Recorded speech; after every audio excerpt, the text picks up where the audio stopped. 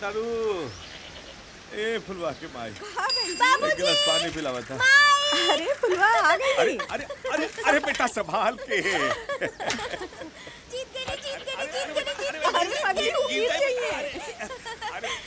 अरे क्या भी लेकरा बड़ी खुश लगे दिया। ए देखी बाबूजी। अरे वाह बेटा। ना उतारी मत माँ। देखिए हमरा के मेडल मिलल। चली जल्दी से रखिए अपन हाथ हमार पीठ पे। अरे विजय भवा। बाबूजी ये तो रउवे गोल्डन वर्ड के असर बा। यही से तो हर साल हम फर्स्ट आवे नी। अरे पगली बाकी कौन सा चीज में फर्स्ट आईली तो बताओ। अरे माई 7 जन रहले, 4 लोग के चेक, 3 लोग के पट, बाकी सब पेट। अरे केहू के माथा उठा तो ना फोड़ देली। ना माई ओकरा बाद पूरा स्कूल ताली से गूंज उठल और फाइनली ई मेडल फुलवा के गले में। वाह वाह बेटा।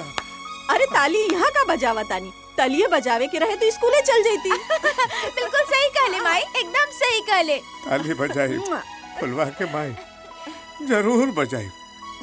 फुलवा बेटा जब तू अपन जिंदगी के परीक्षा में फर्स्ट आईबू ना, तब हम सबसे आगे खड़ा होके ताली बजाई बेटा, खूब बजाई। पक्का बाबूजी? पक्का बेटा। तो हंसदा हंसदा हंसदा। बाबूजी माई, अरे अरे अरे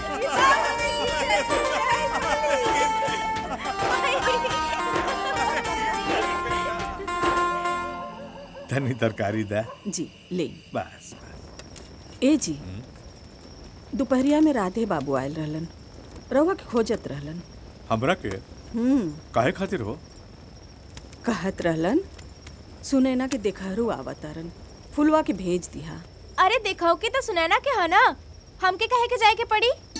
अरे बेटा तू बहुत चालाक हैस ना, बातचीत करे में तेज हैस, यही खातिर बुलावले हुई है। बाकी ससुरवा तो सुनैना के जाए के पड़ी ना बाबूजी, वहाँ चला के दिखावे हम ना नो जाए। देखा बेटा बात के बाद में देखल जाए, तो चल जाइए। कहत रहलन लइकवा बड़ा पैसा वाला बा। ठीक है बा ना, लड़की पैसा वाला के घर में जाए त खुश रही। अरे हमरे कहे के मतलब वो नइखे जी, फुलवा ऐसन समाज में जाई त ओकरे पास एको ढंग के कपड़ो नइखे। अरे माई जे फुलवा के जाने ला ना, ओकरा फुलवा के पहनावा से कोनो फर्क ना पड़ेला, और जे फुलवा के नहीं के जानत ओकरा से फुलवा के कोनो फर्क ना पड़ेला। यो ठीक बा। हाँ तब का उहाँ फुलवा के काबिलियत जान के बुलवले बाड़े, पहनावा देख के ना। और हम जितना में बानी खुश बानी, हमरा के बड़का लोग से का करे के बा। हाँ हो महारानी जी, तो से कोई सकले बाकी सकी, तू ही खुश रहा। यो ठीक बा।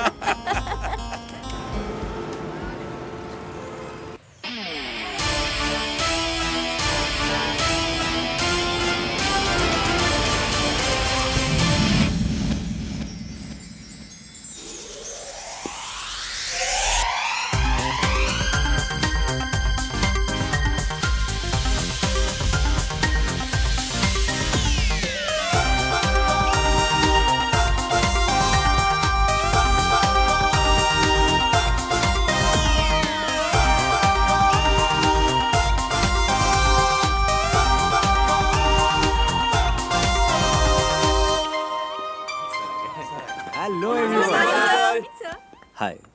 Hello. Hello. Please sit down. Thank you, sir. Myself Pritam, Creator IAS Academy. ये सिर्फ एक नाम नहीं है, ब्रांड है आप सभी के हर एक छोटे बड़े शहर में, जैसे कि मऊ, आजमगढ़, देवरिया, वाराणसी, गया, जहानाबाद, औरंगाबाद, ऐसे कई जिलों में हमारे ब्रांचेस बहुत ही सफलता के साथ काम कर रहे हैं। मैं आपके जिले में चल रहे अपने कोचिंग सेंटर्स को बंद कर रहा हूँ। क्यों सर? आप सभी के फायदे के लिए। क्यों ना हम मिली जुली सरकार चलाएं, 2 इंजन की सरकार चलाएं। Sorry sir, but I don't understand your words. But what about profit sir? अभी के डेट में जितने भी हमारे कोचिंग्स हैं, जिनको हम जो मटेरियल आईएएस की तैयारी के लिए प्रोवाइड कराते हैं, वो सभी मटेरियल मैं आप सभी को देने को तैयार हूं। हमारे बीच में एक म्यूचुअल अंडरस्टैंडिंग होगी, मेहनत हमारा होगा और नाम आप सभी का होगा। आप जितना कमाते हैं उससे 2 गुना कमाएंगे और आधे ही खर्च में। So I think you all are agree now? Yes, sir. Okay, so let's enjoy the party.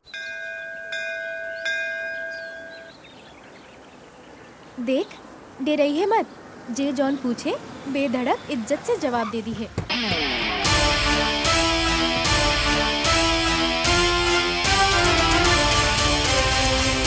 नमस्ते। जेठानी देख कितना सज सवर की आइल बड़ी। त ई का कम बिया।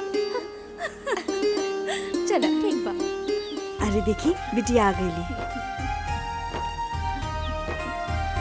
बैठ।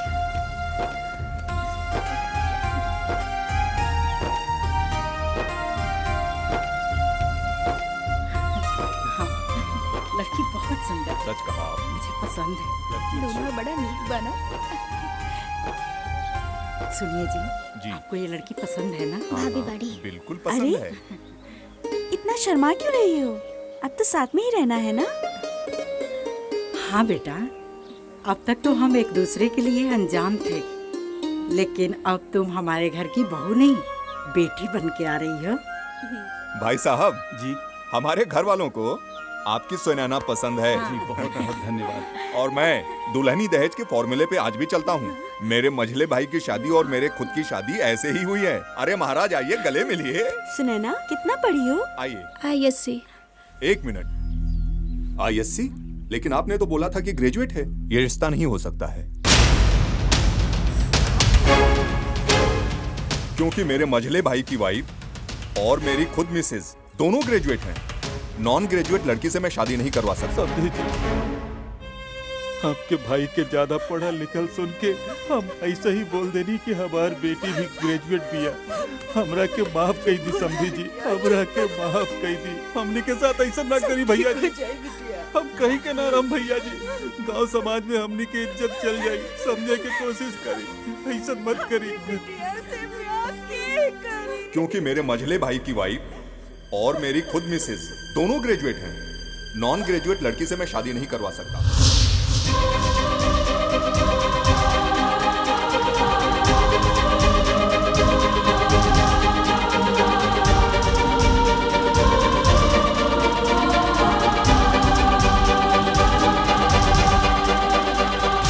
आज तो आप लोग बहुत खुश होंगे ना? एक ग्रेजुएट परिवार नॉन ग्रेजुएट लड़की के दाग से बच गया है ना?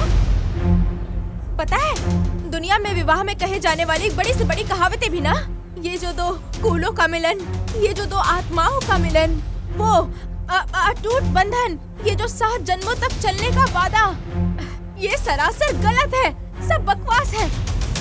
दुल्हन ही दहेज है। हाँ, इसी फॉर्मूले पर आप भरोसा करते हैं ना? ये सारे उच्च विचार आपके पल भर में बदल गए। अगर आप लोग इतने ही विचारवान थे तो ले जाते इसे अपने घर और ग्रेजुएट भी करा सकते थे। अगर दुनिया में लाखों समस्याएं हैं ना, तो उसके करोड़ों सॉल्यूशंस भी हैं। ये शादी, ये विवाह, न जाने ये कौन सा बंधन है जो एक झटके में टूट जाता है। ऐसा कौन सा 2 आत्माओं का मिलन बन जाता है जो शर्तों पे निर्भर होता है। शादी तो होती है लड़की की। वही जो राम रुचि राग, जो होता है अच्छे के लिए होता है। बताई जी, ई राधे बाबू के इतना संपन्न परिवार बा, धनो दौलत के कोनो कमी नहीं खे, दहेजो देवे खातिर तैयार बाड़े, तबो उनकर बिटिया के बिहा होए खातिर इतना परेशानी आवता। फिर हमनी के गरीब के बेटी के का होई?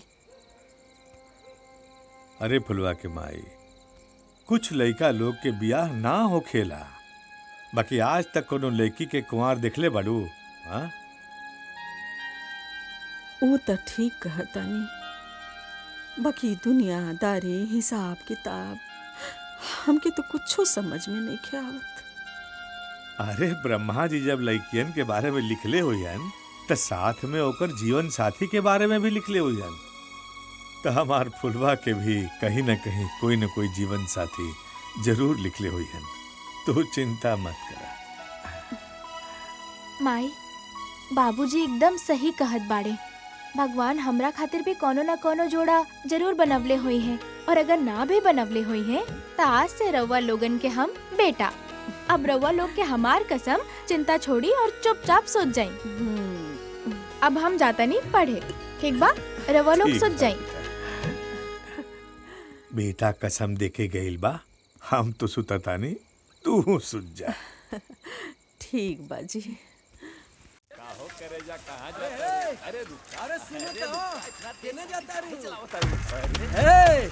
का हो रानी, 4 दिन से हम तहार पीछा करता नहीं, तू तो भावे नहीं की देत रे। हाँ तो कुकुर नियर पीछा कर छोड़ दे। कुकुर नहीं यार, हमार चिट्ठी का जवाब दे दे, हम पीछा कर छोड़ दे। सुन, हम यहाँ पढ़े आवे नहीं, समझ ले ना। ढेर बोलबे ना तो फुलवा से कह दे। फुलवा का करी रे तोर फुलवा? तू नहीं खा जानत बाबू, तहार मुआ तोड़ दी। फूर दी फूलन तभी बाड़ी का। अरे वो का करी, ओकरा में तो हिम्मत नहीं थी रे।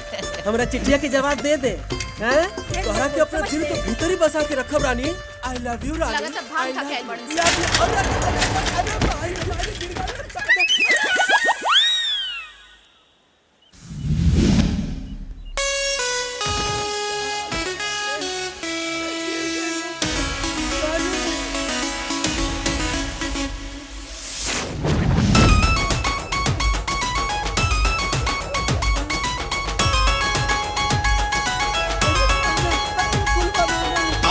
और तूफान है लड़की,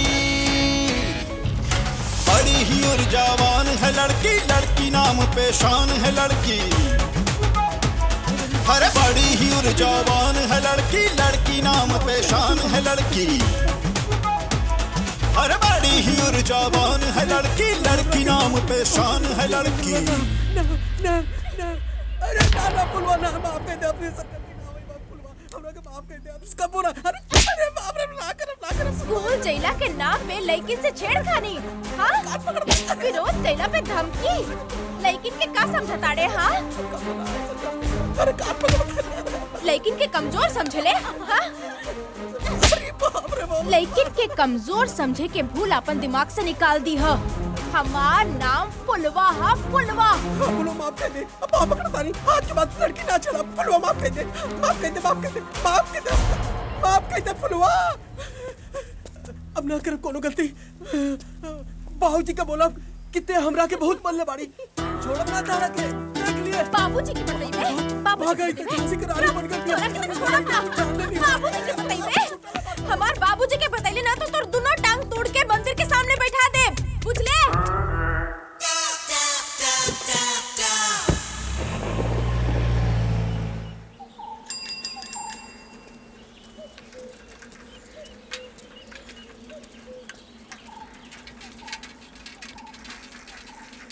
फुलवा, अरे दुल्हा बाबू, यहाँ का करतानी?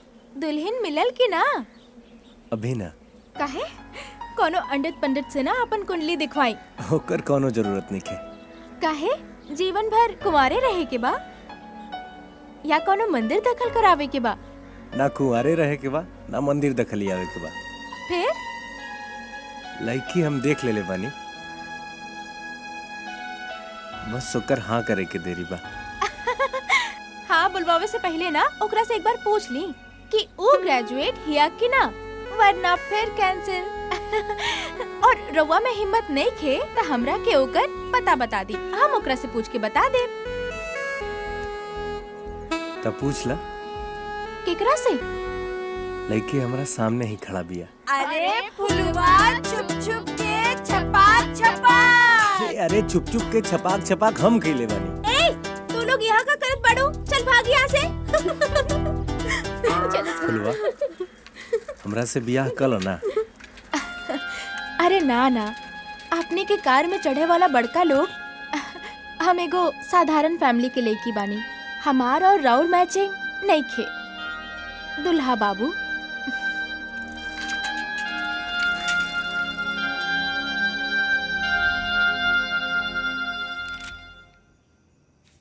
फुलवा, हमरा से बियाह कल ना। अरे ना ना, आपने के कार में चढ़े वाला बड़का लोग। हम एगो साधारण फैमिली के लड़की बानी। हमार और राउर मैचिंग नहीं खे। दुल्हा बाबू। चाहे एकरा खातिर अपने आप के भी काहे न बदले के पड़े, दुल्हनिया तो तोहही के बनाई।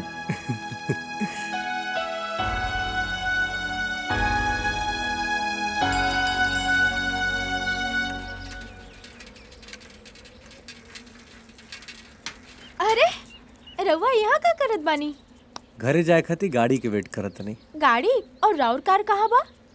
तोहार मैचिंग करे के कोशिश करत तनी। मतलब ई कि तू काल कहले रहलू ना कि हम बड़ लोग हैं, गाड़ी से चली ना, यही से गाड़ी छोड़ देली। दुल्हा बाबू, एजा से कोनो गाड़ी ना जाला। तो पैदल चल जाई। अरे ना ना ना ना ना, चली हम रउआ के बाजार तक छोड़ देता नहीं। ओजा से आपके दूसर गाड़ी मिल जाई। यहाँ बैठी पीछे तो सामान बा। दुल्हा बाबू, समस्या बा तो समाधान भी बा। हाँ चली, ई गठरी के अपन गोद में लेके आराम से बैठ जाई। साइकिल तू चलेबू? हाँ दुल्हा बाबू, छोरिया छोरों से कम है के? आई बैठी पीछे आराम से, हम रउआ के छोड़ देता नहीं।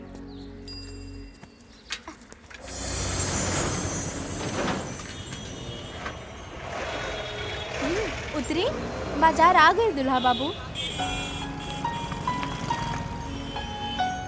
फुलवा, अब हमनी के मैचिंग बा कि ना?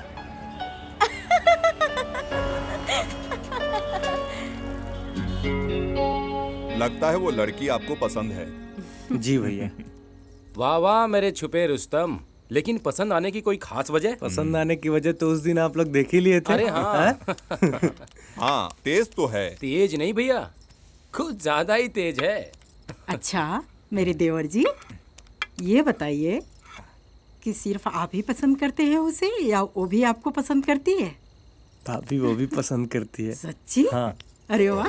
वाह भाई, मिल्खा सिंह से भी तेज निकले आप। आप भी अपने जमाने में कोई कम नहीं थे। हमारे भाइयों के सामने बताना जरूरी है क्या? और क्या? अरे अरे कोई बात नहीं भैया, ये सब चलता हम लोग है। समझदार हैं भैया, ठीक है ना? हाँ जी। रवा लोग एहिजा कोनो खास बात? अरे रामचरण जी, आपकी बेटी फुलवा को मेरा छोटा भाई ना बहुत पसंद करता है। अरे फुलवा के माई, फुलवा के माई, अरे जल्दी से मीठा पानी ले आवा। आई ना, बैठी बैठी सरकार, बैठी बैठी आओ अर्जुन, सरकार, बैठी सरकार।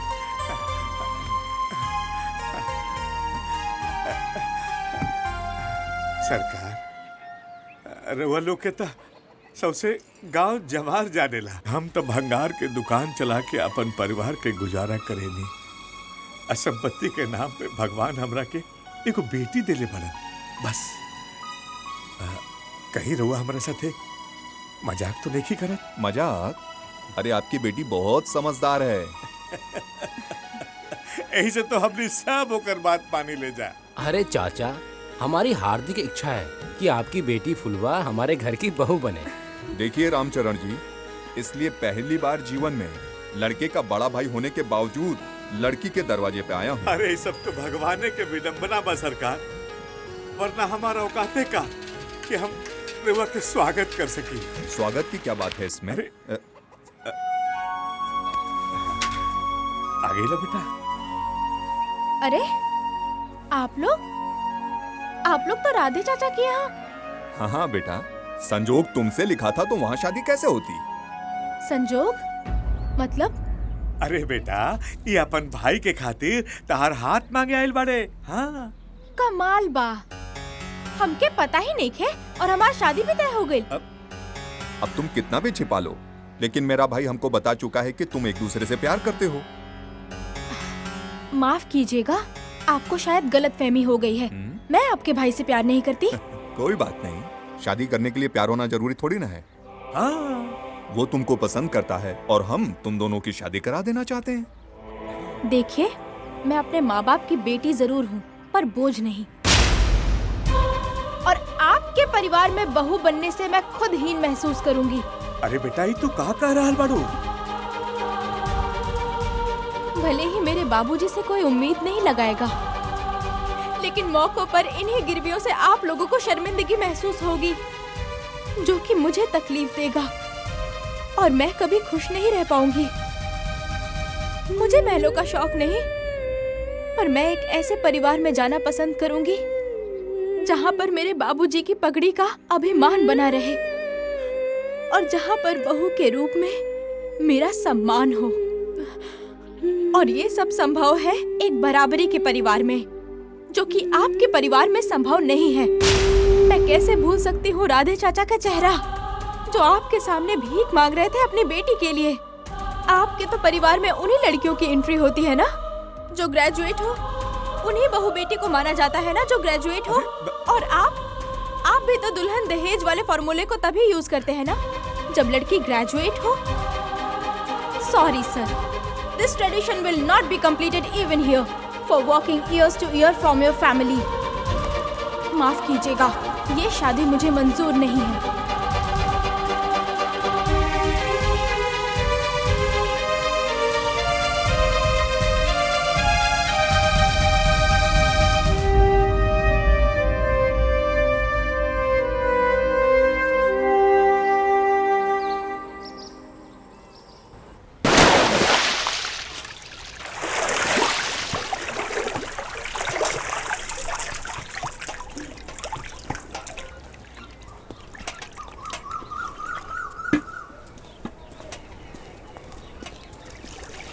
फुलवा, अरे दुल्हा बाबू, रवा यहाँ?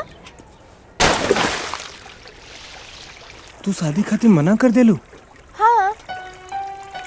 फुलवा, हम थोड़ा से प्यार करीला।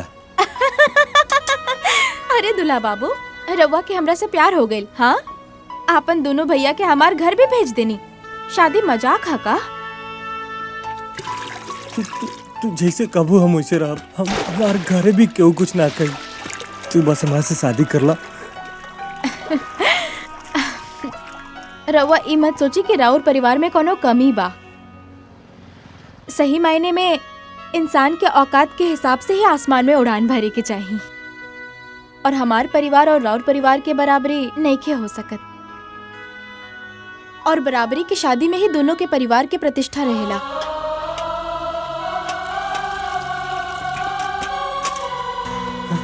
फुलवा, फुलवा, हम वादा करते नहीं तोहरा के कबू शिकायत के मौका ना मिली। दुल्हा बाबू, हमार जीवन में एक असूल है जौना के खिलाफ हम नहीं खिजा सकत। ई तो हर घमन बोला था। जी ना, ई हमार स्वाभिमान बोला था। हमरा के केहू के एहसान ना चाहिए और न ही स्वाभिमान के प्रति समझौता। हमरा के भगवान जे देले बाड़े, हम ओकरा में खुश बानी। समझनी? तई कहाँ तक सही बा कि जवन तू सोचा तर उहे सही होके? ई गलत होई, एकर भी तो कोनो आधार नहीं के। इतना भी गुरूर ठीक नहीं के फुलवा। हम तो भाई ऐसे ही हैं और ऐसे ही रहेंगे।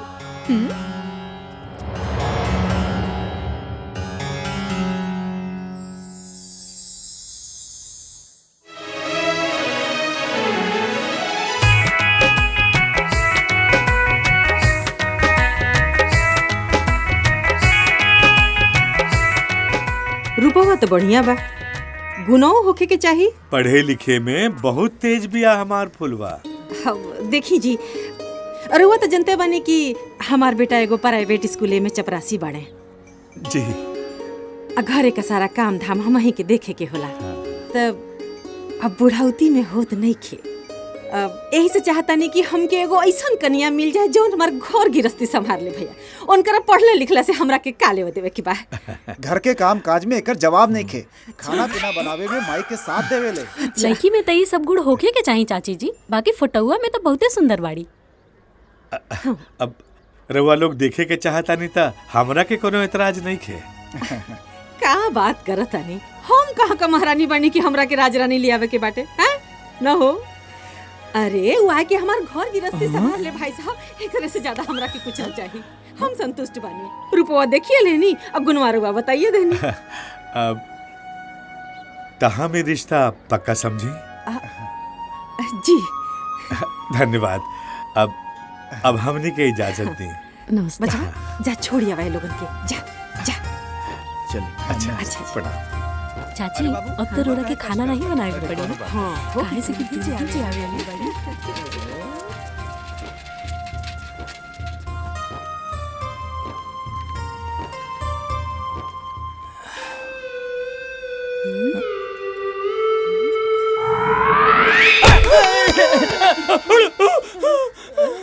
काओ तोहर दूसरा के घरे में झगड़ा के आदत नहीं छूटी। अरे अबे दावत दानी के आदत से 3 बार बस खड़ा होके बकैती करे के कोनो काम में धंधा नहीं खेन का लगे। मन तक करता कि इनका हथवा गोड़ा तूर के घर में बस बस बस छोड़ दी। अब हम नहीं चल जाए। बाबू अगर तहर मन में कोनो और इच्छा होखे तब बताइब। हमरा में जितना शक्ति होखी हम पूरा करे के जरूर कोशिश करब। अरे कैसन बात करत तानी, आपके जोना में खुशी हुई उहे हमारी इच्छा बा, ऐसन कोनो बात नहीं के। इले सही ठीक बा जी प्रणाम। खुश रहा। 1 मिनट रुकी। एकर का जरूरत अरे शगुन होला बाबू, रखली जी नमस्ते। खुश रहा जी प्रणाम प्रणाम। ये सब गोतियारे बड़े हैं। ठीक बा चलो नमस्ते।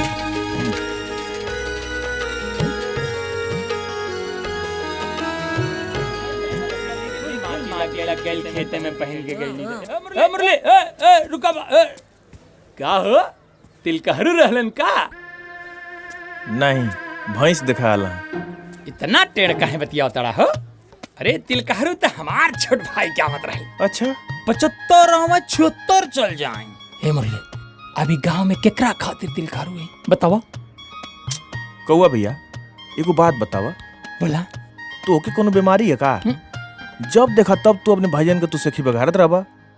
भौजी ए भौजी ना रुको तोर दवाई करवाओ तानी, बहुत तो के बात आवता ना। कहो न काम का न काज का 1.5 सेर अनाज का यहाँ दिन भर बैठ के बकैती करत हुआ हैं। नहर में पानी आला जाए कि इनके बराबर की ना। अरे ये बाबू 1 नंबर के अधिका हुआ नमुए इनकर कौआ। जबले 10 गाड़ी पे बैठ के टर टर नहीं करियन तबले इनकी पेटे के पानी कैसे पची। ज्यादा बोलो तड़ू। अरे भौजी ज्यादा बोलो तरी और का ना। अभी तक गनीमत था कि कम बोला था। तू जाना भाई के ऊपर दिखावे के चक्कर में दुनिया के नीचे दिखावला ना, ऊ तोहरा के कुकुरा बराबर नहीं पूछे ना जा। तब तो ही हाल बा। और वैसे भी 5 रुपए के तो खैनी खाए खाती अपनी भाई सबसे भीख मांगेला। अपनी औकाते में रहा नहीं तो अभी तो तू हमरे हाथ से कुटात रहा और पूरा गांव वाला सन के हाथ से कुटाईबा। अब थुर दे। अरे भौजी तो के थुरियाई आज तारा के छोड़म ना। आज तारा हाथ को तोड़ के घर में बैठाइए दे। इनकर दवाई तो हो गई। अरे अपना हो यार माफ कर दो।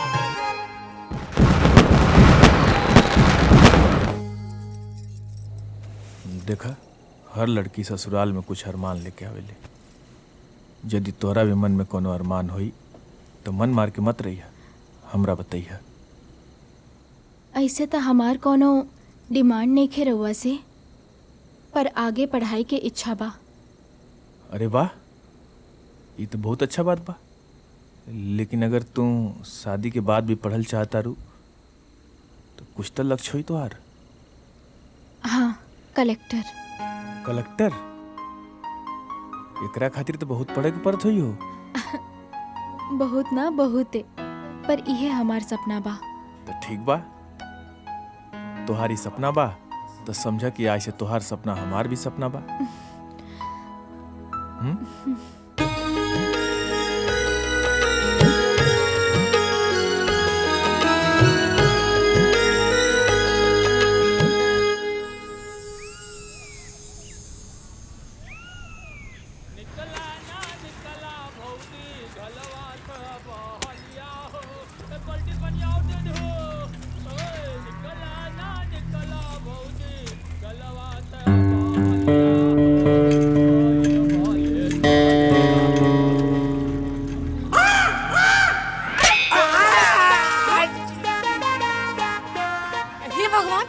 ये मुझौसा के कपड़ा फुट गई रही तो बढ़िया रही और संगे संगे अखियों फड़ गई रही तो बढ़िया रही।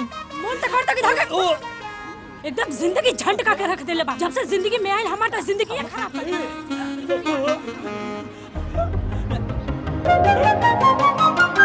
चाची, अरे चाची, बहुरिया फिल्म देखे गई है का?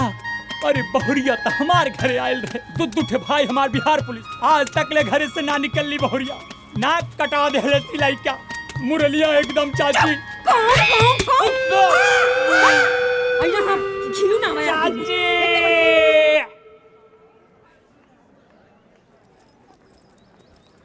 देखा कितना बढ़िया हो गई, कॉलेज में एडमिशन हो गई। अब तोरा खाली मन लगा के पढ़ला की जरूरत बा। ज्यादा काम धंधा के टेंशन ले जरूरत नहीं खे, ठीक बा? अब माई के चक्कर में तू मत पड़ल करा। माई के काम है बोल, ठीक बा। लेकिन माई दिल के बहुत अच्छा है। अब तू बस मन लगा के पढ़ा, हम तोरे फुल सपोर्ट में बानी। चलो आज तो के हम अपन स्कूल भी दिखा दी। दोनों लड़ाई झगड़े क्यों करते हो? हाँ, बहुत शिकायत आ रही है तुम लोगों की, सुन रहे हो ना? आओ। तुम्हारे पेरेंट्स को बुला के तुम लोगों की शिकायत करूंगी मैं। ये हमारे मैडम जी है। लड़ाई झगड़ा मत करना, ठीक है? नमस्ते मैडम। नमस्ते। नमस्ते मैडम, ये हमारी पत्नी अरे है। वाह, तुम्हारी वाइफ तो बहुत सुंदर है, लेकिन कहाँ घूम रहे हो अपनी पत्नी के साथ?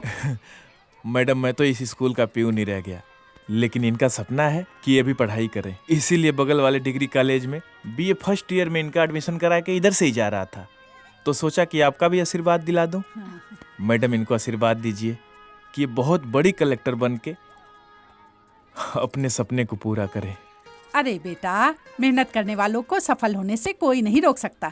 तुम्हारी पत्नी कलेक्टर बनके तुम्हारे सपने को जरूर पूरा करेगी, और मेरा आशीर्वाद तुम दोनों के साथ हमेशा रहेगा। नमस्ते मैडम, चलता हूँ। चला।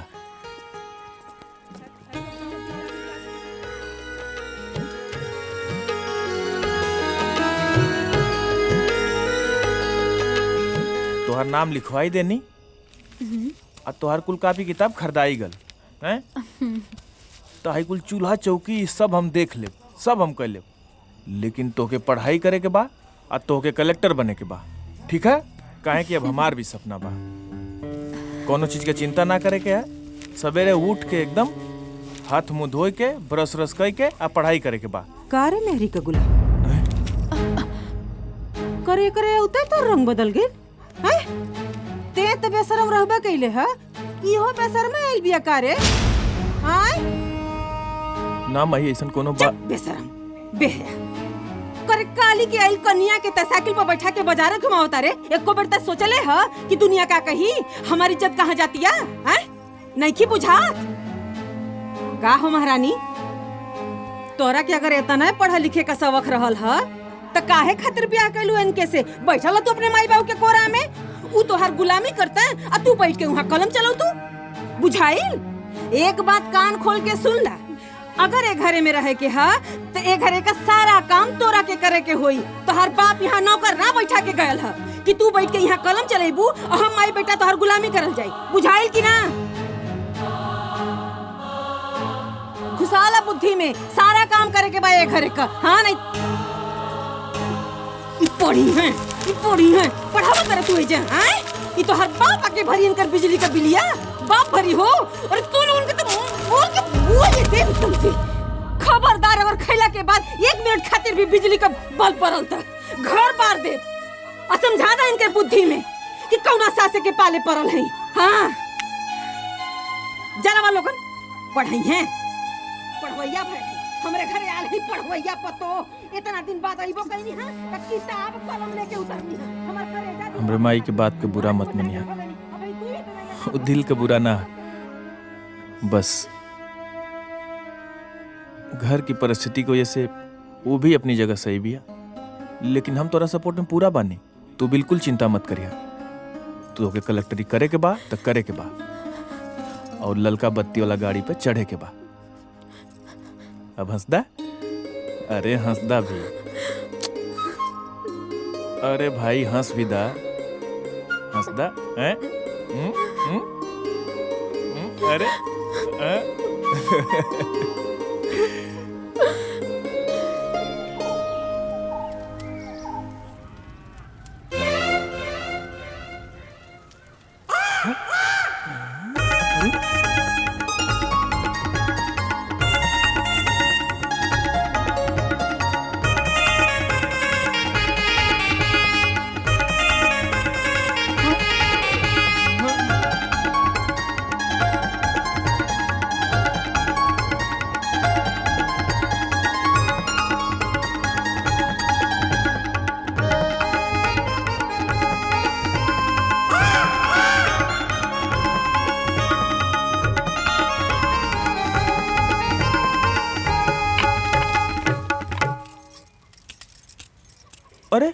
ई का करता रू? हाँ चला जा बैठा पड़ा। तनी सा सब्जी बा, हम तुरंत चलो। काट के हट जाते। बेटा चलो।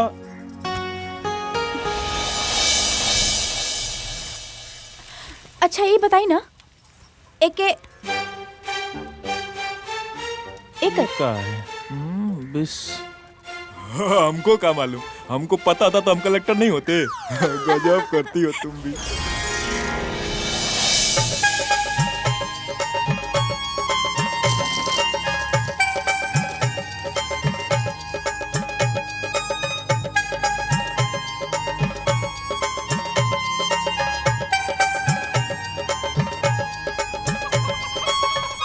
अरे जगला लोग कि वही टंगरी पसार के सुतल है बड़ा। मुरलिया, अरे मुरलिया। माँ जी चाय। जागल बने कि सुतल बने? जागल बने। तू तनिको मत सोचिया कि ये घर में तू जैसन चाहबू वैसन हुई, ठीक बा? ये घर में उहे या वैसने हुई जैसन की माई चाहिए। माई खाना खैलस? ना जी। हाँ तो ख्याल से खिया दिया, भुला मत जिया, ठीक है? आई ली। और तू पढ़ा लिखा चाहे मत पढ़ा लिखा, लेकिन टाइम से गोबर उठ जाएगी चाहिए, टाइम से चिपरी पथा जाएगी चाहिए, ठीक है? और जब हम साजी के स्कूल से आईला तो हमके कोनो कंप्लेन ना तोहार मिलेगी चाहिए, नहीं तो हमसे क्यों बुरा होई ना, ये समझ लिया। खाली बुरा ना है बेटा, पहले दोनों गलवा पर थपड़ियाई और फिर बापे के पास भेजवाई। हां तब ही बुझिए कि केकरा से पाला पड़ल बा। खुश रहा, बात करतानी है आ इनकरा के ई बता दिया, बढ़िया से समझा दिया कुल कि न हम अत्याचार कइले बानी न अत्याचार सो है। हां बिल्कुल माई, सास तू है की है? अरे हम तो तोहरा से हारल बानी। जला ना तू अगर लायक रहता ना तो ई कुल दिन देखई के ना पर मेहर आइल नहीं कि लगना ओकरे आगे पीछे घूम। माई माई ते तो बोल मत। अरे माई हमो के समझा दिले आई कि तू पढ़ लिख चाहे मत पढ़ लिख, घर का कुल काम होगा के चाहिए और घर में सबकर खासकर माई का सम्मान होगा के चाहिए। करे हरे बिन पैनी का लोटा कलिया जब मेहरिया के साइकिलिया पर बैठा के दुनिया घुमावत रहले तो ई बात ना ख्याल परल तोरा के? हैं अरे 2 दिन ना भले दिन के ई जाइले ना तो झुटवा कबार के अंगनवा में हम बता देती कि कौने सास के पाला परल बड़ी। इज्जत का मुंह देख के खाली खून का घूंट पी के रह गईनी। एगो बात बता रे, जब एकर बिहवा होइए गइल बा तो का करी पढ़ लिख के? अरे माई ओके कलेक्टर बने के पढ़ लिख के तो हमहू करने के भाई तो कलेक्टर बने के बाद तो बन पढ़ लिख, लेकिन संगे संगे घर के काम भी जरूरी बाकी ना बा। बताओ अब हम जैसे स्कूल के चपरासी बानी तो घर के काम में स्कूल के चपरासगिरी थोड़े छोड़ दे। बताओ। अरे तो ई बतिया ओकरा के समझाओ। अरे हम समझा दे या ना समझ पाई तो एक बार तू ठीक से समझा दे। तो समझाइब ना, धकेलो लगा दबा दे, बता दे तनी। हां नहीं तो अच्छा चल हमके लेट होता हम जाते हैं। हां ठीक बा।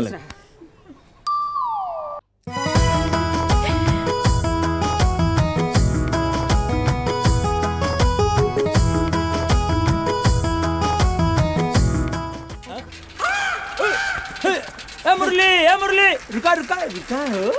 कहो। अरे आजकल ये बहुरिया के लेके कहाँ उड़ा ताड़े? बीए के परीक्षा दिवा के आओ तनी। अरे परीक्षा तो हमार भाई के। चुप रहा मर्दबा। तोहार बहुरिया खेत बेच के तब ने भाईजन के नौकरी दियोला। अजवन तोहार भवा है कुल तोहरा ही मतिन कौआ छाप फालतू बात बतियावत हुआ। तो तोहर बुझा तक की कलेक्टराइन बनी? एकदम कलेक्टराइन बनी है, एक दिन देखिया हमार मेहरारू जरूर कलेक्टराइन बनी। मुरली तब तक तू कलेक्टराइन के मर्द कहबा और चाची कलेक्टराइन के सास। तो ते कहे काग भुसुंडी भइल बड़े रे? हम चाहे कलेक्टराइन का सास कहे चाहे नौकरानी का सास, तोहरे देह में कहे आग लगाता रे? ए चाची 2 गो पुलिस वाला सिर्फ हमरे घरे में बाड़े, बाकी हूँ हमार बराबरी करे वाला है गाँव में। ठहर ले कौआ, कावे काव करबे आ गोबर में मुंह मरबे। बचावा एकर मुंह लगल बेकार बा। चला यहाँ से चल, जो काम काम कर। ए चाची अरे हमरा से पतियावे खतरा का ठोके के चाहिए। अरे मुरली आज बीए का रिजल्ट निकला है ना, तेरी बीबी पास हुई क्या? रिजल्ट निकल गया? मुझे तो पता ही नहीं। अच्छा रुक जा मैं बताती हूँ, तुझे कहीं जाने की जरूरत नहीं है। जी हाँ तुम्हारी पत्नी का रोल नंबर क्या है पता है तुम्हें? हाँ, रोल नंबर? हाँ। 4,00,000 5,00,000 826 826। ओके।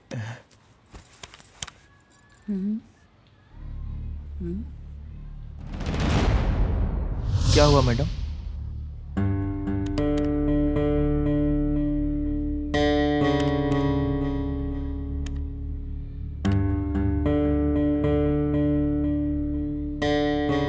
अरे मुबारक हो मुरली, तुम्हारी बीबी बीए में फर्स्ट डिवीजन आई है। First division? हाँ हाँ फर्स्ट डिवीजन। मैडम एक बार और देखिए ना, फुलवा लिखा है ना? हाँ ये देखो ना, फुलवा नाम लिखा है, ये देखो। मैडम मैं जाऊं, फुलवा को बता के आऊं क्या? हाँ जाओ, फुलवा को बताओ, वो बहुत खुश होगी। आज तुम्हारी छुट्टी, ठीक है? हाँ, जी मैडम, प्रणाम। जाओ।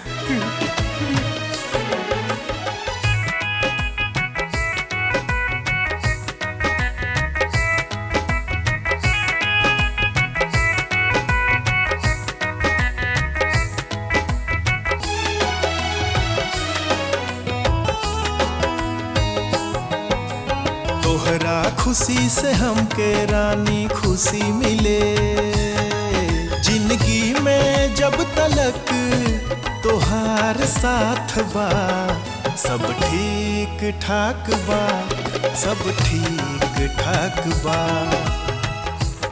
ये चाचा, हमार फुलवा बीए पास हो गई। बहुत बढ़िया, बहुत बढ़िया, बहुत बढ़िया। सब ठीक ठाक बा, सब ठीक ठाक बा।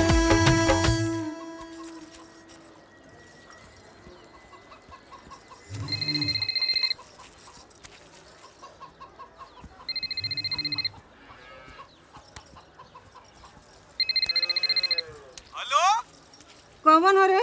अरे माई तोर पतोहिया बीए पास हो गई। पढ़लस कब रे?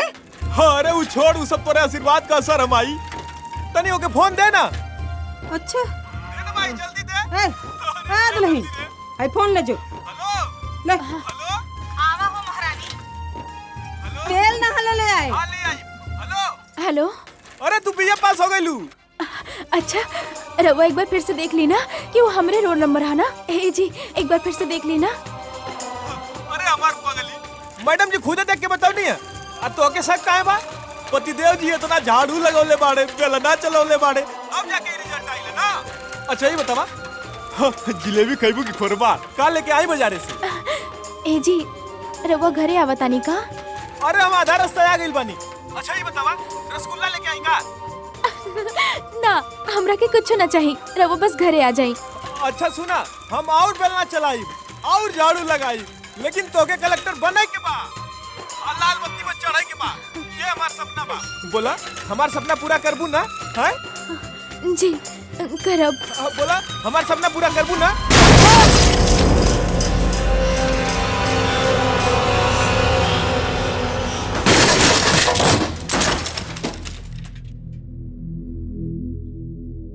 हेलो हेलो, का भाई जी? हेलो हेलो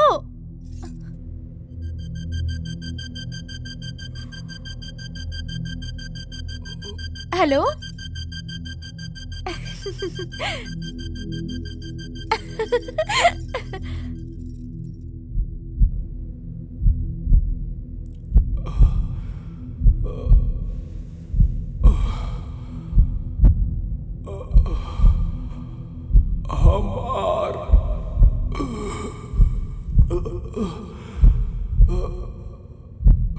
सपना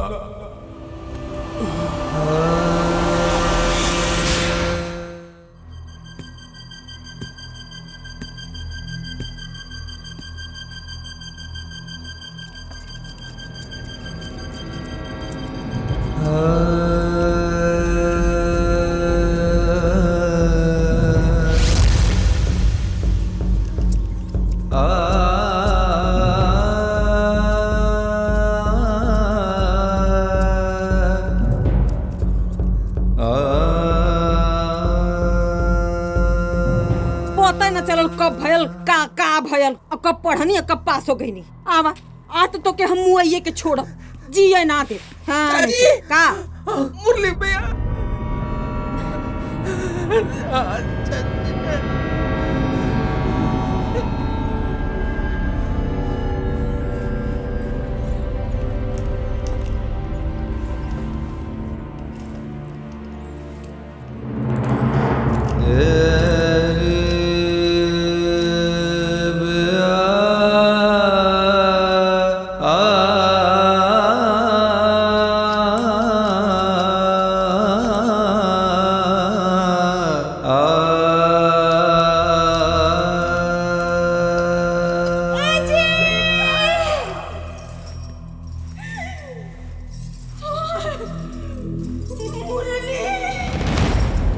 हम चाहे रहे या ना रहे, बतिया दिल के आजू कहीं।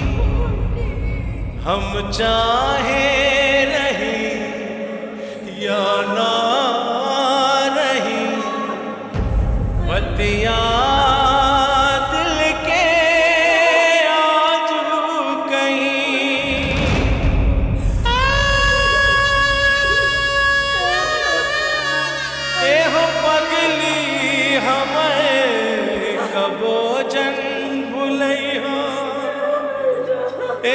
पगली हमें कबो जन भुलैया।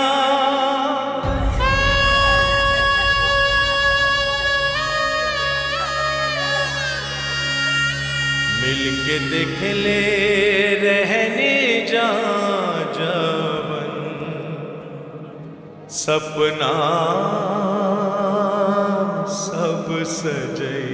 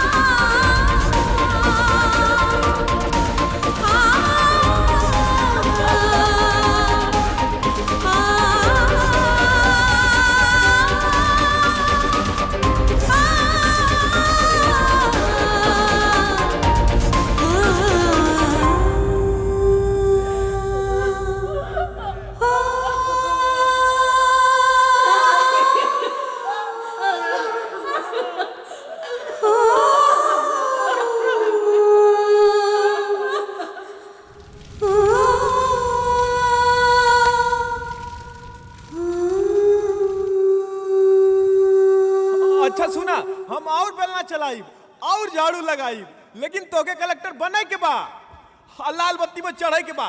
ये हमार सपना बा। बोला हमार सपना पूरा करबू ना? है ई का करता रू? हाँ चला जा बैठा पड़ा। तनी सा सब्जी बा, अरे हम तुरंते काट देब, के हट हम जा। काट देब। चलो तू पढ़ा, पढ़ा ठीक से। कलेक्टर ना बनबू तो कुल रोटी हमार बनावल बेकार हो जाई।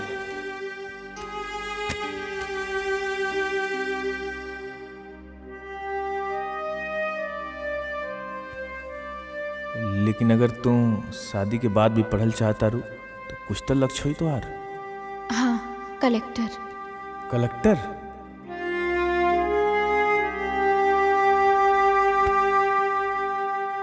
जीवन के हर मोड़ पे राहब हम तो तोहरा साथ हो, बन के संघाते सुख दुख के, तोहरा से कब ए हो मोरी रंगिया, दूर नाही जाए बुरूस के।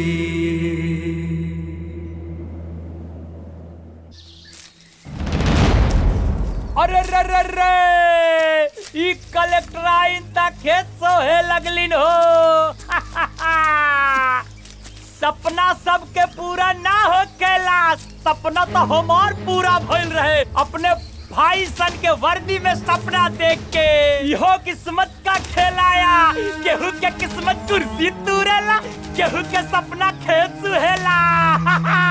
का चाची सपनवा सपनवा रह गइले कलेक्टर आई।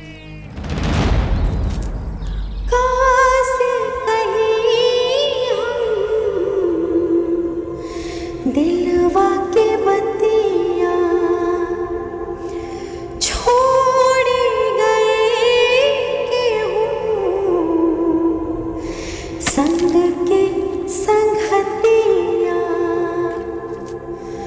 कौन रहिया ना सुझाता, हे विधाता हे विधाता,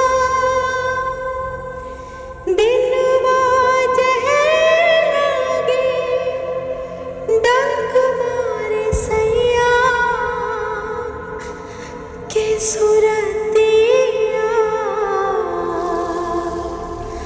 कासे कहीं हम दिलवा के बत्तियाँ।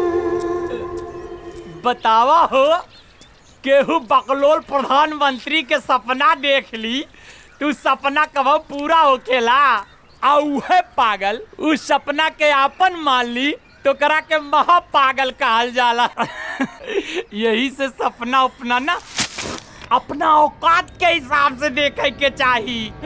सब कुकुर कसिए चल जाई त पतरिया के चाटी है चाची।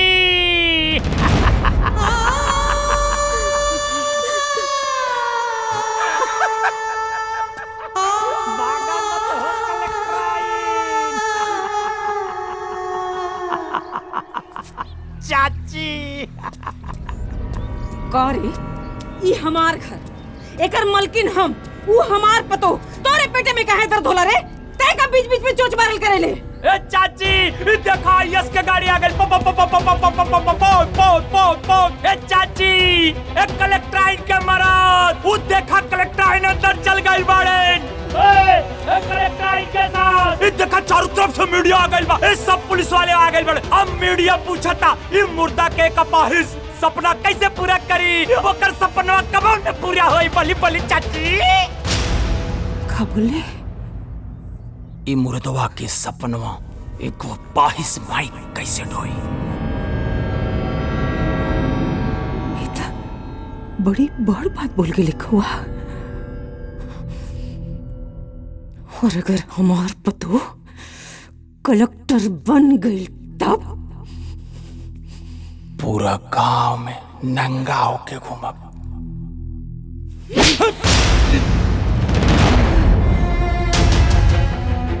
अब ते इंतजार करो दिन का।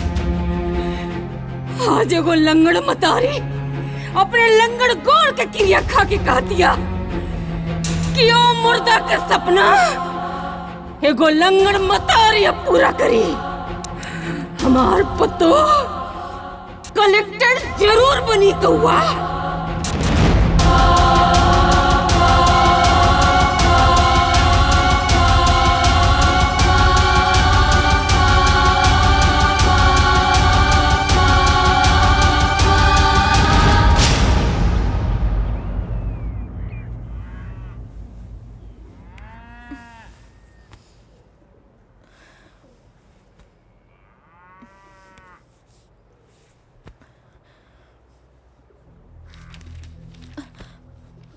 हे भगवान, आज तो बहुत लेट हो गई।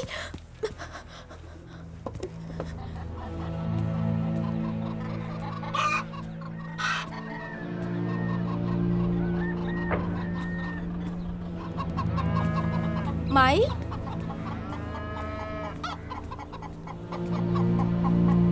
माई,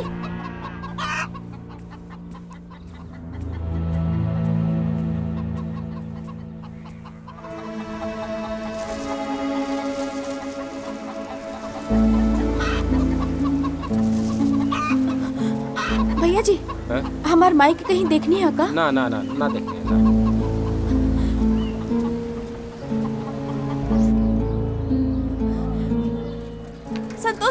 संतोष भैया, हमार माई के कहीं देखनी है का? हाँ, शायद भाटवा की ओर गली है। भट्टा?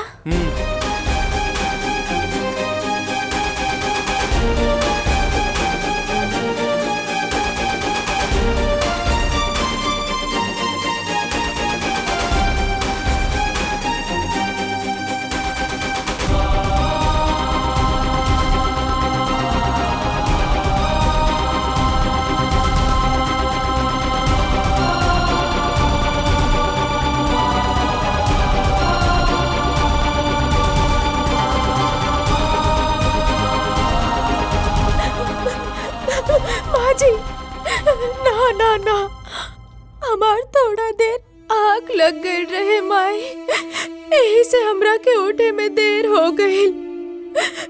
अभी गलती हम दोबारा ना करब। माफ कर दी माई, माफ कर दी। उठ।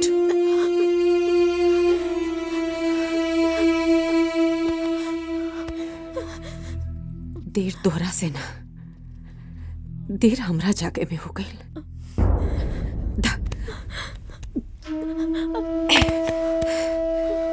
आज से तोरा के कुल काम नहीं करेके ना, नहीं जरूरत तोरा के कुल काम कैले का। कौवा कहत रहल कि हमार बेटा के साथ साथ ओकर सपना भी मर गई। नहीं, हमरा बेटा का सपना अब तोरा के पूरा करे के बा। तोरा के पूरा करे के बा हमरा बेटा का सपना। बेटा, हम घोड़े से अपाहिज बानी, बाकी हिम्मत से नहीं के हमरा के वो कौवा के मुंह में करिका पोते के बा। दुनिया भले कहले कि सास कबो माई ना बन सकेले, हमरा के दुनिया के दिखावे के बा कि सास माई बन सकेले। माई, हम बानी बिटिया। ना मत रोवा बिटिया, ना सुना, रोए के ना, मत रोवा बिटिया। तोरा पति के सपना पूरा करे के जिम्मेदारी अब तोरा कंधा पर बा, और हम तोहार सास, तोर माई, तोहार मतारी हर कदम पर तोरा साथ रही बिटिया। एक बात याद रखिया, तोरा के कलेक्टर बने की बात। कलेक्टर बिटिया, हमरा बेटा के तोरा पति के सपना के जिंदा रखे के बाद, जिंदा करे के बा बिटिया।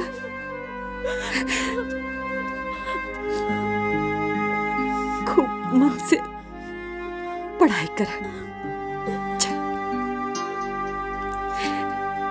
जा बिटिया।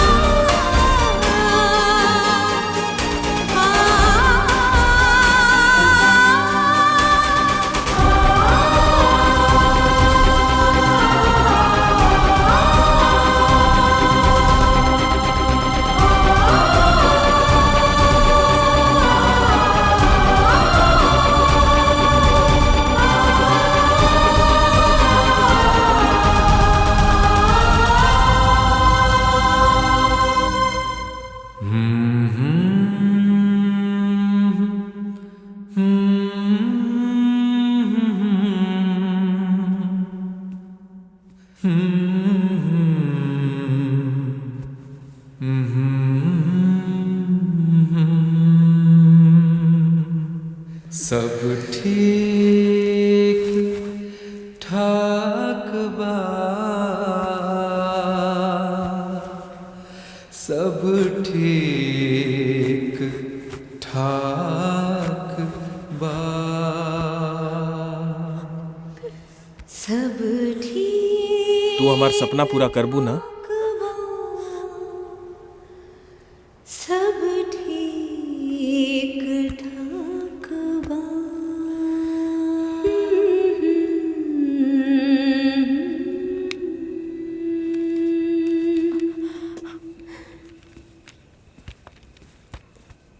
माई,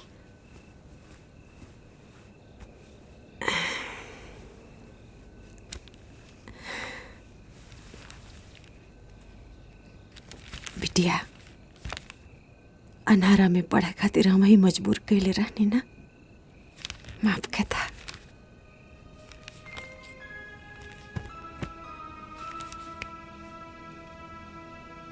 बिटिया, ए अजूर से कहीं ज्यादा जरूरी बा तोरे सपना के अजूर मिल आइल। हाँ, तू बस सपना पर सोचा, ओके ध्यान में रखा, बाकी हम सब कैले। पढ़ा पढ़ा, खूब मन लगा के पढ़ा। हम ही ना, चिंता मत करा, पढ़ा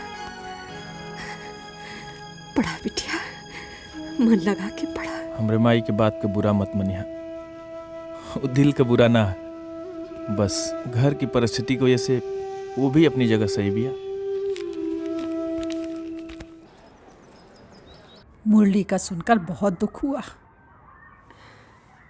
हाँ मैडम जी, बेटा तो नहीं रहा, मजबूरी तो आइए गई मैडम जी। बस आप एक सहारा बा, मदद कर दी। मैं एडमिनिस्ट्रेशन से बात करूंगी।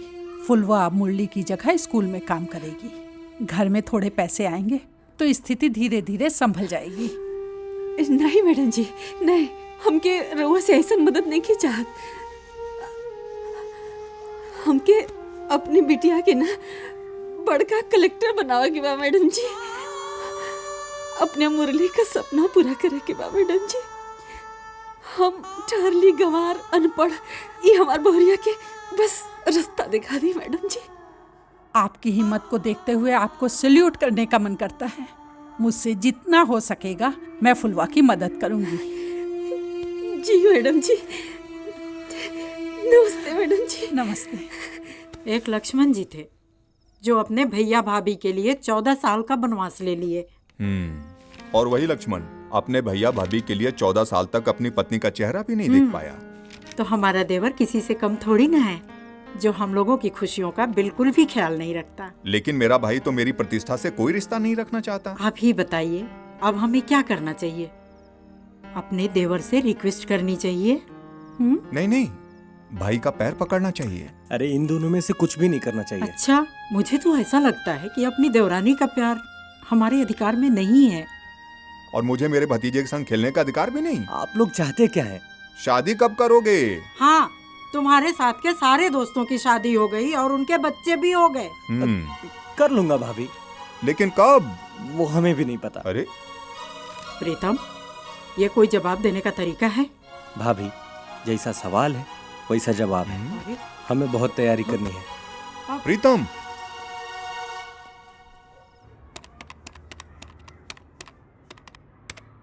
देखो तुम्हारे मोबाइल पे OTP आया होगा। जी मैडम। 6 6 4 4 3 3 2 2 5 5। तुम्हारा IAS का फॉर्म फिलअप हो गया है।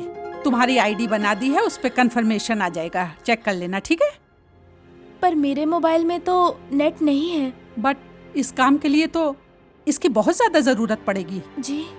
और बदलते हुए वक्त के हिसाब से प्रिपरेशन के लिए तुम्हें कोचिंग की मदद लेनी ही पड़ेगी। और हाँ, मैंने तुम्हारे लिए क्रिएटर्स IAS एकेडमी में कोचिंग के लिए बात कर ली है। तुम वहाँ जाकर जरूर मिल लेना, ठीक है? Thank you. नमस्ते मैडम। नमस्ते। हाँ दो। यही में भैया नेट डाले के बाद। कितना डाली चाची? ए भैया ढेर पैसा नहीं खे, खाली 100 गो बचल बा त आधा किलो डाल दा। ऐसा ना हो खेला चाची। कितना के डाल दी? 105 रुपया का प्लान बा। खाली 100 रुपया बा भैया। 100 रुपया? हाँ। तो एक काम करो, हम 105 के डाल देता नहीं। 5 रुपया नहीं खे। 5 रुपया बाद में दे दिया चाची, कोनो गरज नहीं खे। डाल दे। अच्छा अच्छा अच्छा। अरे अरे रुकिए रुकिए रुकिए, कहाँ भागे जा रही हैं? क्या काम है? कलेक्टर बने के बाद। कलेक्टर बनने आई हैं? का कलेक्टर बने के यही बिल्डिंग में मैडम जी। ये मेरी सासू माँ है, कोचिंग के लिए आए हैं। ठीक है, जाइए। जाइए। ठीक है, जाइए। ओके सर। ओके। जी नमस्ते। नैना बाबरा तो हर खींचे लाया पुना योर हो। नैना बाबरा तो हर खींचे लाया पुना योर हो।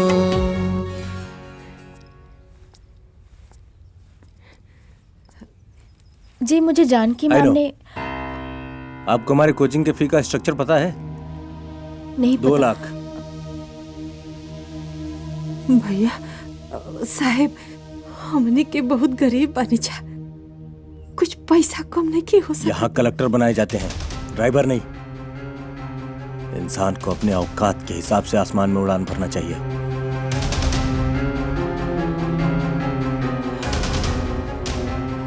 साहेब बड़ी मेहनत करे साहेब। तन्नी से चलिए आप लोग। चलिए मैम।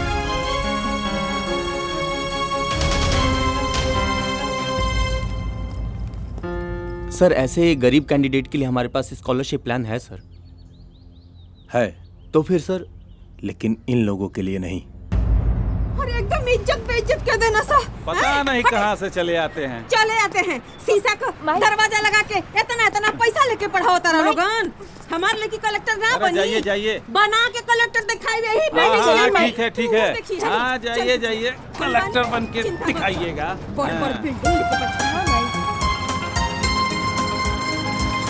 बिटिया देखत रही।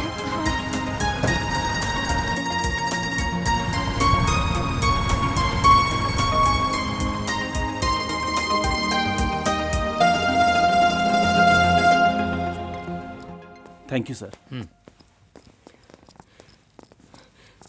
जी नमस्ते। जी नमस्ते। हेलो सर, मुझे IAS की प्रिपरेशन करनी है। सर, मुझे आपकी इस एकेडमी में प्री और मेंस ऑप्शनल के लिए क्या पेमेंट लगेगी? देखिए, आपको मैथमेटिक्स एंड हिस्ट्री वगैरह की पेमेंट। हाँ सर। हेलो मेहता साहब, कैसे हैं आप? अच्छा हूँ सर। अच्छा, ये कह रहे थे कि एक फुलवा नाम की कैंडिडेट गई होगी आपके पास, उसका एडमिशन नहीं होना चाहिए। ओके सर।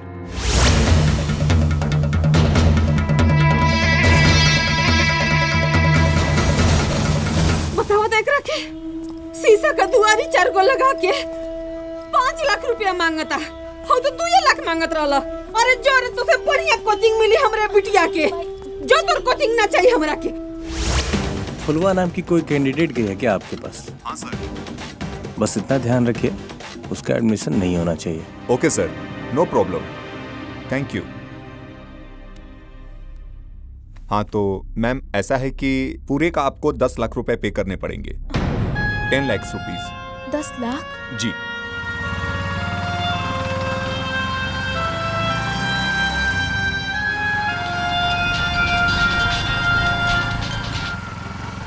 हेलो। अजीर उठकर अब कहाँ जाइएगा, जहाँ जाइएगा हमें पाइएगा। आखिर तुम मुझसे चाहते क्या हो? भैया यहाँ रुकिए, मैं अभी आई। जी ठीक है।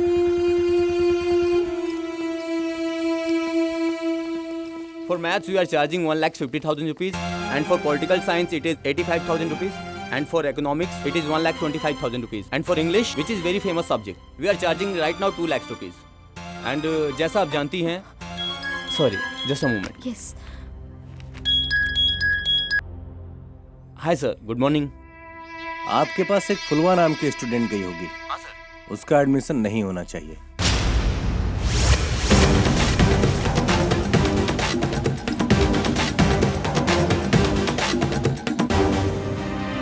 चलिए भैया।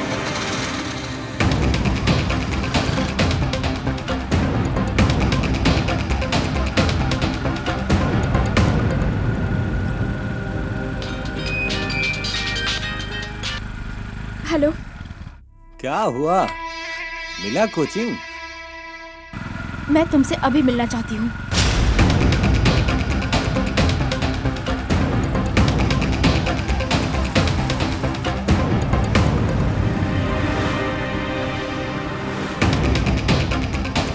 ये लीजिए भैया। मैडम कहाँ जाना है? मुझे सर से मिलना है। Madam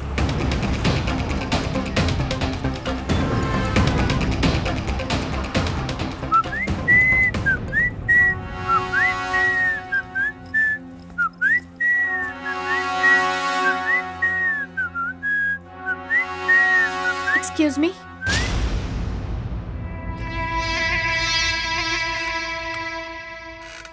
Yes. मैं अपने पिछले बर्ताव के लिए आपसे माफी मांग रही हूँ। मेरा इकोनॉमिकल पोजीशन उस लेवल पर नहीं है कि मैं फीस दे सकूं। मैं IAS की तैयारी करना चाहती हूँ ताकि मैं अपने पति का सपना पूरा कर सकूं। सपना तुम्हारे पति का है, स्ट्रगल तुम कर रही हो। Why? क्योंकि अब वो इस दुनिया में नहीं है।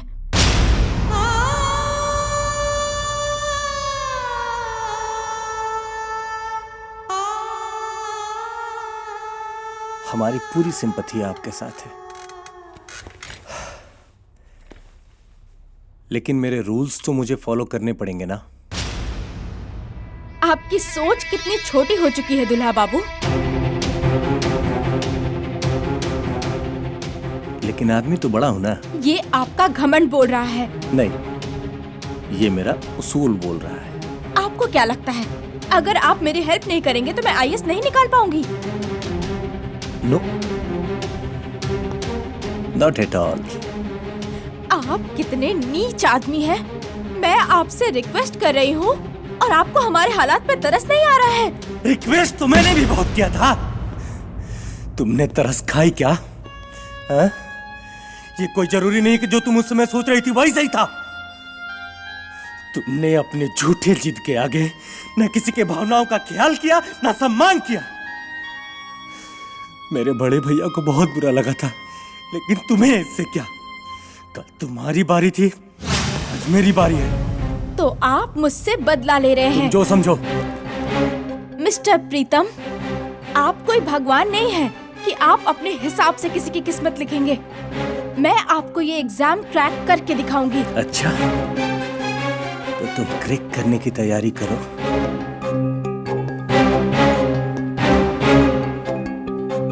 मैं ब्रेक करने की तैयारी करता हूँ।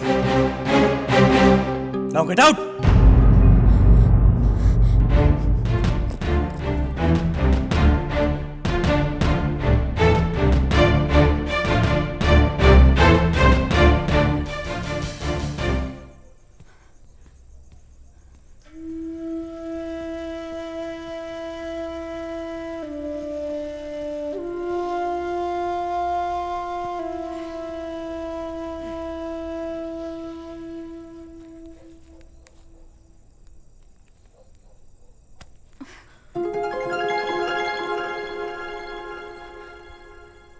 हे बिटिया, लाई पैसा आ जाए के वो कुकुरन के मुंह पर मार आवा। आपन पढ़ाई पूरी करा। पर माई, ये पैसा कहाँ से? बिटिया, हमरा खातिर हमार दुनिया तू ही न बाड़ू। तोरा खातिर हमसे जौन बन पड़ी हम करब। गाना बेच देनी। अब जब तू कलेक्टर बनिया ना तो फिर से गाना बनवा दिया। हाँ? अब वहीं खाली तू अपन सपना पूरा करा।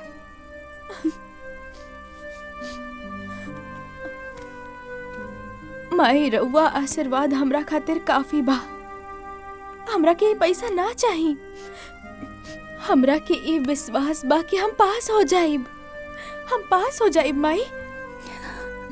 जानता नहीं, जानता नहीं,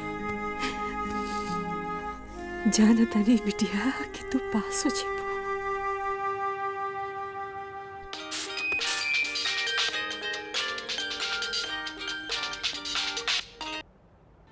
हेलो फुलवा।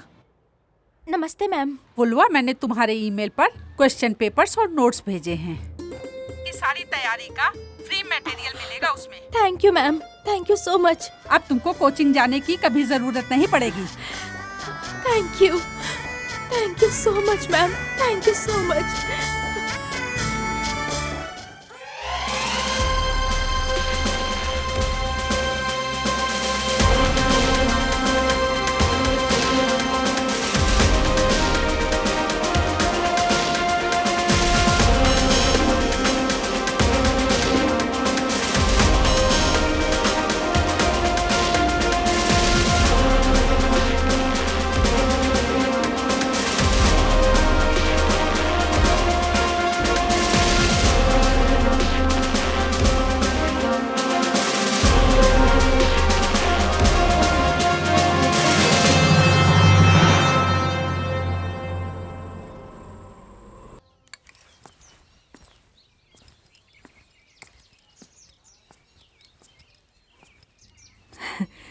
आगे बचवा, अच्छा प्रणाम माई। खुश रहा, सफल हो अपने काम में बिटिया। आज तुम्हारी तरबू है ना? Interview my, interview. उहा है जमन बाबू है बिटिया। आज कई तरबू ना खाली तुहारे नहीं खे, तोरे जैसन हजारों लाखों लेकिन कई तरबू है जन कोने न कोने मजबूरी के चलते अपने सपना में हार गई नहीं। हमरा जैसन सास कई तरबू बा जौन अपना पतो खातिर कुछ अच्छा खेल चाहता रही। बिटिया, हरो पति का सपना है, हरो पति का इंटरव्यू बा जौन अपना पत्नी खातिर कुछ अच्छा करल चाहता रहा। आज का लड़ाई तेरा के जीत के आवे के बा बिटिया। हाँ, जीत के आवे के बा। अब शुभ कहला, मुंह मीठा करा। सफल हो बचवा, खूब सफल हो। जा।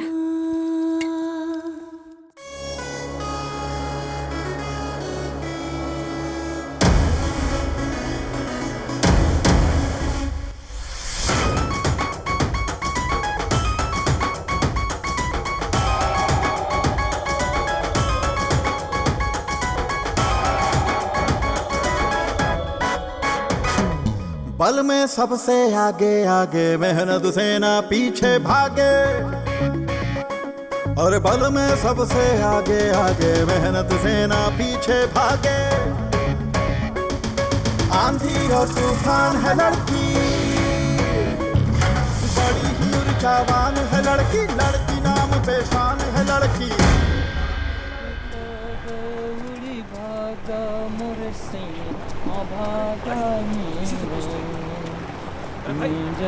हेलो, अरे भाई सुनो, आप फुलवा का घर जानते हैं क्या? हाँ, का बात बा? हाँ? इतना सारा भीड़ भाड़ लेके जात बड़ा कनो बात हो गइल बा का? आपको नहीं पता, फुलवा आईएएस के एग्जाम में टॉप की है। हाँ? कहाँ गया? अरे चलो आगे।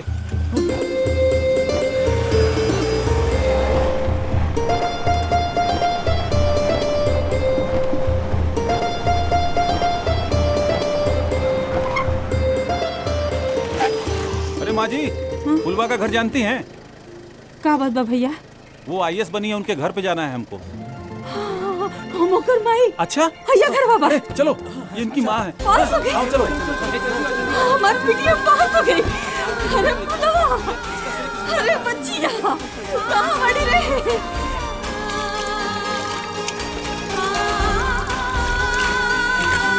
अरे ये बिटिया, अरे ते पास हो गई रे। ते कलेक्टर बन गई बिटिया। और करेजा जुड़ा गई बिटिया। तू पास हो गई। कलेक्टर बन गई नी? अरे हमार करेजा जुड़ा गई बिटिया। हमरा बेटा के सपना पूरा हो गया रनिया। आजा आजा। हम कलेक्टर बन गए नी पूरा। सारा कष्ट खत्म हो गल बिटिया। हम रोए के दिन नहीं बिटिया, मेहनत कैलू ना तो देखा भगवान फल देना। हम रोए के दिन नहीं, हम रोए के दिन नहीं। अच्छा सुना, हम और बेलना चलाई और झाड़ू लगाई, लेकिन तोके कलेक्टर बने के बा। बोला हमार सपना पूरा करबू ना? है जी, रवा देखा था नहीं, आज राउर सपना पूरा कर देनी जी। आज हम कलेक्टर बन गए नी जी। आज राउर फुलवा कलेक्टर बन गए जी। आज राउर सपना पूरा हो गया जी।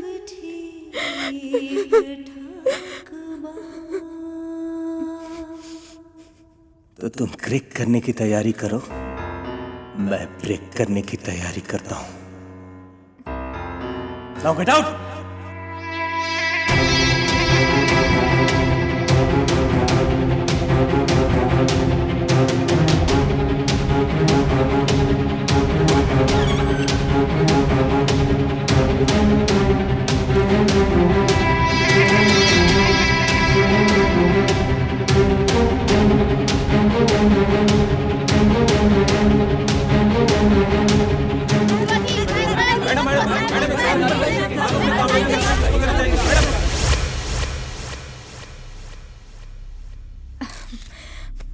देख लीजिए, मैंने यूपीएससी क्लियर कर लिया है। आप कोई भगवान नहीं हैं जो आप किसी की किस्मत लिखेंगे। दोबारा ऐसी बात किसी से कीजिएगा मत, और ना ही किसी की मजबूरियों पर हंसिएगा और ना खेलिएगा, क्योंकि घमंड तो रावण का भी टूटा था। आप तो इंसान हैं।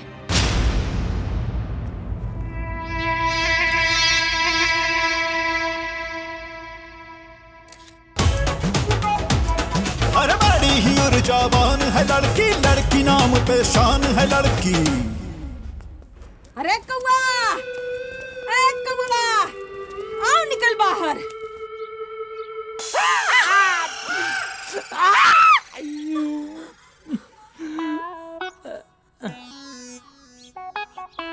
अच्छा, तो हेजक छुपल होगा। हाँ, चला निकला। लंगड़ी चाची ना तो के बुलावा था, पूरे गांव में नंगे होके घूमे के बाद। चला निकला। चाची, अरे बहुरिया तक कलेक्टर हो गई।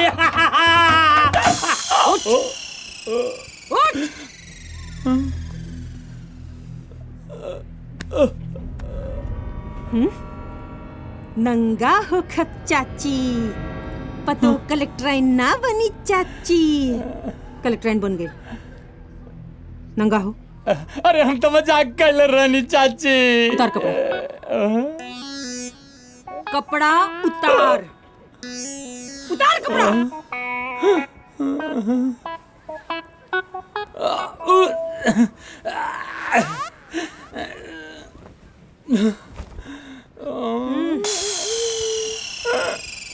अरे भैया बड़ा क्या बचा लगा हुआ है चाची नंगा कर तारी।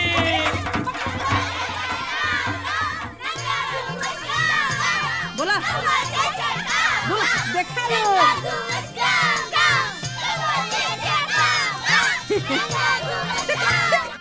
हेलो फुलवा, congratulation. Thank you so much ma'am. मैं और माई आपसे मिलने ही आ रहे थे। आखिर आपकी हेल्प की वजह से ही तो मैं आज IAS बन गई हूँ। अरे फुलवा तुम क्यों आओगी, हम खुद कल तुमसे मिलने आने वाले हैं। और हाँ, जिस सपोर्ट की तुम बात कर रही हो ना, वो हमने नहीं किया है। जिसने सपोर्ट किया है ना तुम्हारा, उसको लेके मैं कल खुद आ रही हूँ तुमसे मिलवाने। किसी और ने? कौन है वो मैम? अरे कल मिल लेना ना, कल मैं लेकर तो आ रही हूँ ना उनको। और हाँ, मुझे मिठाई भी खानी है, ठीक है? Sure ma'am, thank you so much. ठीक है, ओके ओके बाय।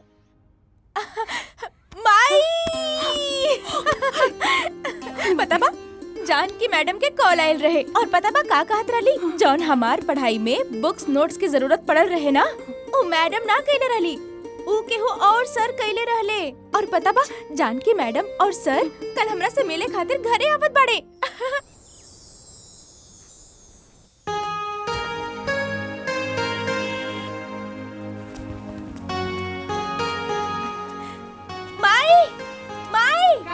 देखी ना, लगा तो सर और मैडम आ गई। अच्छा कहाँ?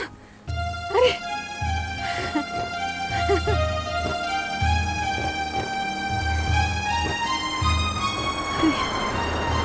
मैडम जी।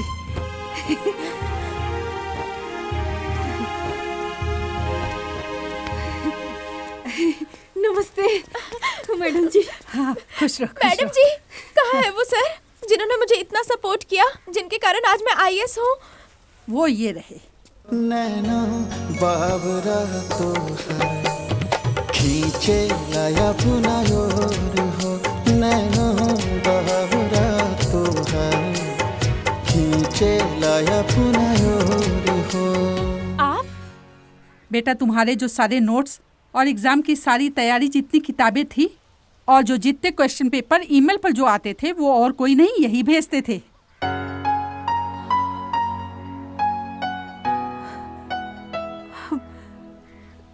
बेटा, हम रउआ की बड़ा गलत समझत रहनी।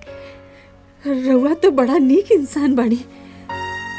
हे भगवान, हे बचवा के सारा अरमान, सारी इच्छा पूरी करिए। माँ जी,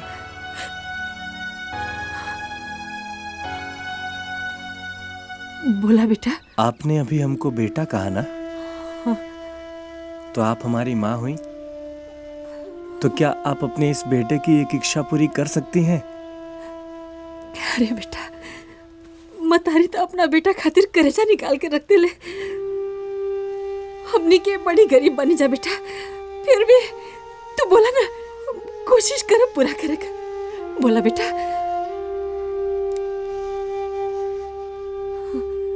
माँ जी, हम आपके बहू फुलवा से शादी कइल चाहतनी।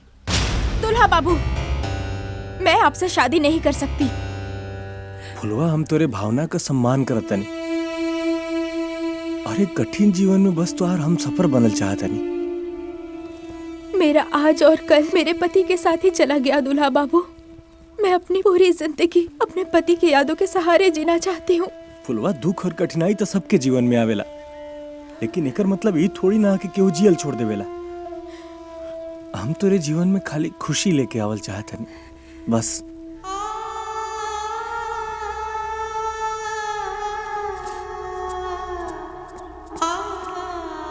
बिटिया, हम तो हर सास ना मतारी है ना, तो हर माई है ना बेटा। और मतारी हमेशा अपने बच्चन के खुशी ही चाहे ले। हमार मुरली कहीं से भी तो के देखत होई ना, वो यह चाहत हुई बिटिया का अपने फुलवा का खुशी तेरे जीवन में फिर से बाहर आने वाली बा बेटा। हाँ बेटा, रोका मत।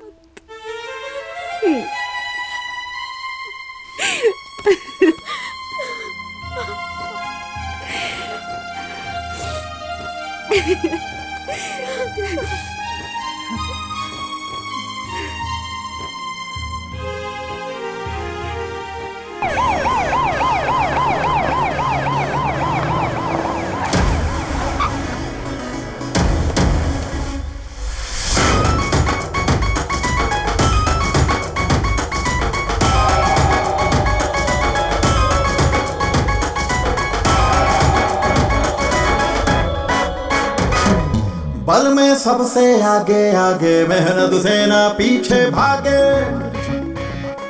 और बल में सबसे आगे। मैं आप लोगों से अलग नहीं हूँ, मैं भी आप लोगों के बीच की ही फुलवा हूँ, और हम सब में एक फुलवा है।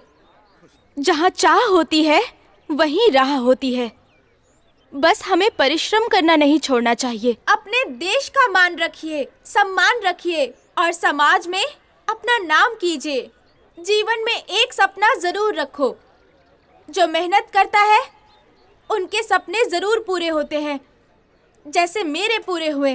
जीवन में कभी भी नहीं रुकना, कभी भी नहीं डरना, और मुश्किलों से कभी भी पीछे नहीं हटना। और जो मजबूरियों के सामने नहीं झुकते, सफलता उनके कदमों में झुकती है। भारत माता की जय! भारत माता की जय! भारत माता की जय! आपन पसंदीदा फिल्म देखे खातिर डाउनलोड करी दंगल प्ले ऐप।